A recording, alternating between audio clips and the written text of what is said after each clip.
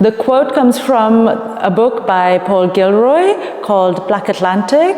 and he talks about how the discourse surrounding race and culture is entangled in these inherited, outdated concepts from the modernist era. And for me, these are ideas like cultural absolutism, where we draw lines around certain, lines around cultures, like define them specifically, or universalisms such as how things are supposed to be used or how things are supposed to be done as set in stone. I modeled all the poses, so I actually painted, these are actually paintings of myself. I was sort of scrutinizing my own body in different poses, but when you add the element of color, like changing the tonality, I disassociate then from the protagonists in the paintings, and for me they have their own agency, and I come to see them as characters with their own motivations that could be different from my own. I don't necessarily have a specific myth or story, but more practices, especially surrounding food and plants and sort of medicinal practices such as Ayurveda from India, Sri Lanka, and that whole South Asian culture, and also I guess my own connections to certain plants that are, like, I have a specific connection to specific trees that come from cultural experience that I think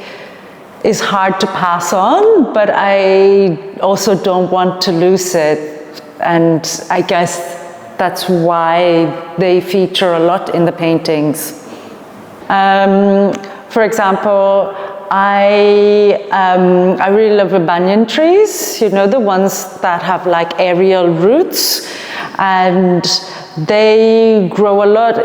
abundantly in Sri Lanka, and they're huge, huge trees, and there was one in my school as well, and it's just like we used to all play around it, and it's just like a really fun and it's also a very specific look to it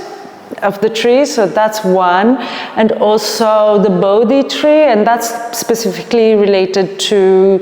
my culture. From my family is Buddhist, and so the Bodhi tree is specific to that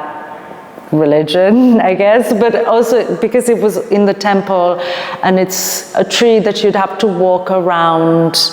in a sort of in meditation, and so that's another tree that I have a specific connection to. Jackfruit trees, the smell, that's another, like, you can smell the ripening, I guess, of the fruit, and like there's also certain practices around it, like, because once the fruit gets quite big, it's very heavy, it's spiky, you have to call somebody to cut it down. And actually in Sri Lanka you can't cut down a jackfruit tree because because of the fruits that it's a big fruit, you eat so many parts of it, and it provides a lot of food for a lot of people, so actually it's illegal to cut down the tree as well without permission from the government. There's a lot of cultural memories that I draw from, but also when traveling kind of rekindles something, like reconnects me to my culture, to Sri Lanka. And I often find myself looking back at photos, and I tend to hone in on details, and my photos from traveling are like tiles, walls that I like. So yeah, I draw a lot from them, but also how it would feel like to touch them, to engage with them. So like squeezing fruit, not just with your hands, but also maybe sticking your toes in there. And tracing the outlines of tiles or something that is cold, something that is hard, dipping your fingers in oils, you know, just like that sensual information. The colors, I first introduced colors because they were also part of drawings in temples, like Buddhist or Hindu deities would have this sort of cerulean blue, peppermint green, and then the color palette sort of evolved from there. And usually the characters,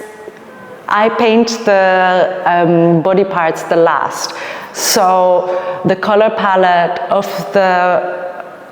protagonist kind of changes with their environment and